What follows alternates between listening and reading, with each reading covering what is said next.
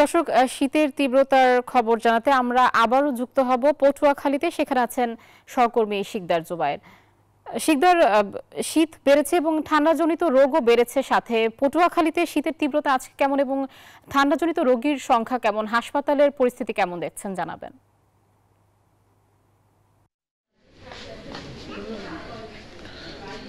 রাতে শীত দিনে গরম, এই দুই ধরনের আবহাওয়াকে কেন্দ্র করে পটুয়াখালীতে বেড়েছে ঠান্ডাজনিত রোগীর সংখ্যা। আমরা হসপিটালগুলো যদি একটু দেখাই, আমরা দেখতে পাচ্ছি যে হাসপাতালের কোনো সিট ফাঁকা নাই এবং এই সিটের বাইরেও বারান্দাগুলোতেও কিন্তু রোগী ভরপুর রয়েছে। চিকিৎসকরা জানিয়েছেন যে আবহাওয়ার পরিবর্তনের কারণে, অর্থাৎ রাতে শীত দিনে গরম হওয়ার কারণে বেড়েছে একটু ঠান্ডাজনিত রোগীর সংখ্যা। বিশেষ করে শিশুরা বেশি আক্রান্ত হচ্ছে। নিউমোনিয়া, টাইফয়েড, ঠান্ডাজনিত রোগে ব্যাপক সংখ্যক শিশু কিন্তু এই মুহূর্তে ভর্তি রয়েছে পটুয়াখালী সদর হাসপাতালে। অনেকে আবার হাসপাতালে সিট না পেয়ে বেসরকারি হাসপাতালেও চিকিৎসা নিচ্ছেন। কেউ কেউ বেসরকারি হাসপাতালের চিকিৎসা নিতে না পেরে তারা কিন্তু এই সরকারি হাসপাতালের বারান্দায় অবস্থান করছেন। হাসপাতালের পরিবেশ অবস্থা এতটাই খারাপ হয়েছে, এখানের যে ওয়াশরুমগুলো রয়েছে ওয়াশরুমগুলো ব্যবহার অনুপযোগী হয়ে পড়েছে।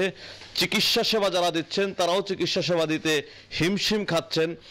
সরকারি হাসপাতাল হওয়ার কারণে রাতের চিকিৎসকরা থাকে না, সকালে এখনও চিকিৎসকরা নেই, 11টা-12টার দিকে চিকিৎসকরা আসে। অর্থাৎ সবকিছু মিলে একটা করুণ অবস্থা এই হাসপাতালগুলোতে।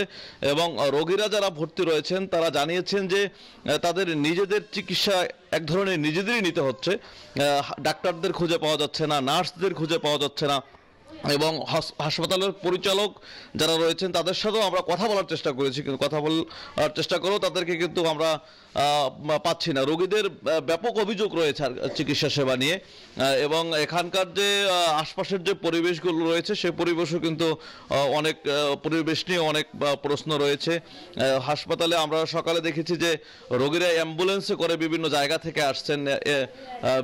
এভাবে করে কিন্তু এই যে শীত এবং গরম মিলিয়ে মোটামুটি রোগীর সংখ্যা অনেকটাই বেড়েছে।